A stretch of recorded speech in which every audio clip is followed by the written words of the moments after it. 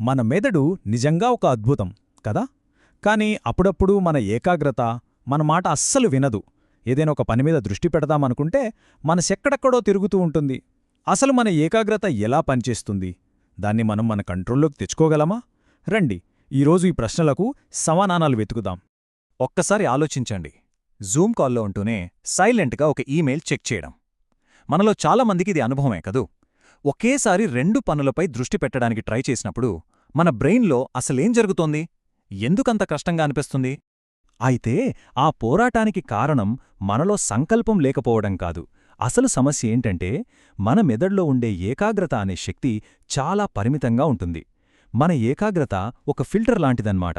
మన చుట్టూ ఉన్న బోలెడంత సమాచారంలో ఏది ముఖ్యమో తీసుకుని మిగిలిన దాన్ని పక్కన పెట్టేస్తుంది.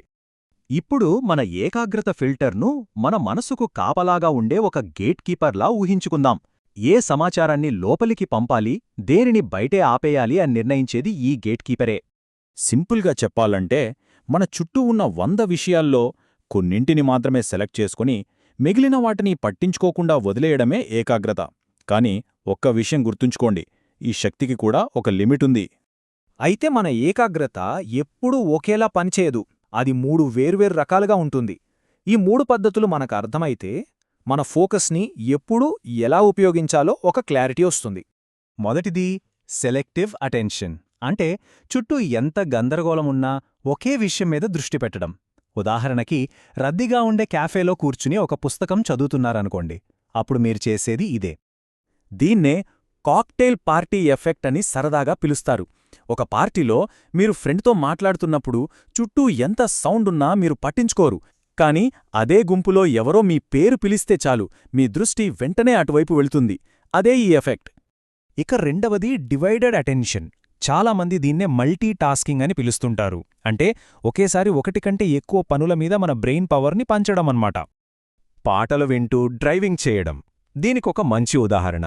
ఇక్కడ మనం మన ఏకాగ్రతను పంచుతున్నాం. కాని గుర్తుంచుకోవాల్సిన విషయమేంటంటే, ఇలా చేయడం వల్ల ముఖ్యంగా డ్రైవింగ్ లాంటి పనుల్లో మన పనితీరు తగ్గే ప్రమాదముంటుంది. ఇక మూడవది సస్టెయిన్డ్ అటెన్షన్. అంటే చాలాసేపటి వరకు ఒకే పనిమీద మనస్సు లగ్నం చేయడం. ఒక ఇంపార్టెంట్ ప్రాజెక్టుపై పనిచేస్తున్నప్పుడు లేదా ఒక పరీక్షకు ప్రిపేర్ అవుతున్నప్పుడు మనకు కావలసింది ఈ రకమైన ఏకాగ్రతే.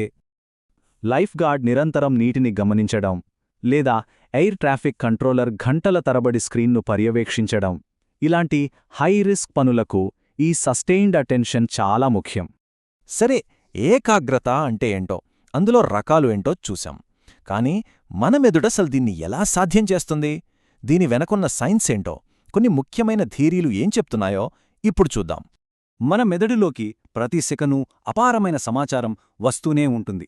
వాటన్నిటినీ ఒకేసారి ప్రాసెస్ చేయలేదు కదా. మరి దేనికి ప్రియారిటీ ఇవ్వాలో అది ఎలా డిసైడ్ చేస్తుంది? ఇక్కడే బాటిల్ నెక్ థియోరీస్ అనే కాన్సెప్ట్ వస్తుంది. మన ఏకాగ్రతను ఒక ఫనల్ అంటే గరాటులా ఊహించుకోండి.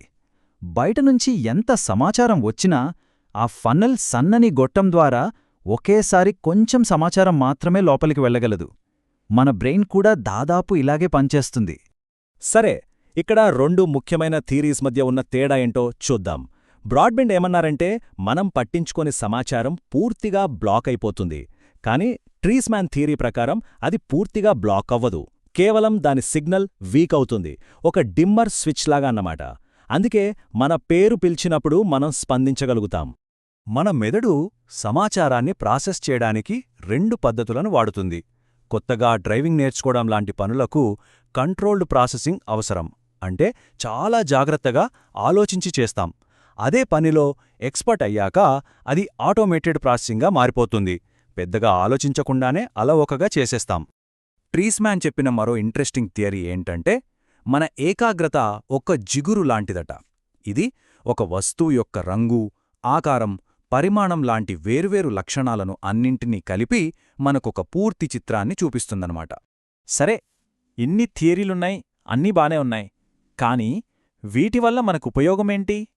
అసలు విషయమేంటంటే, మనం దేనిపై దృష్టి పెడతామో అదే మన రియాలిటీని, అంటే మన వాస్తవికతను నిర్మిస్తుంది. అదెలాగో చూద్దాం. మన రియాలిటీ ఈ 4 దశల్లో తయారవుతోంది.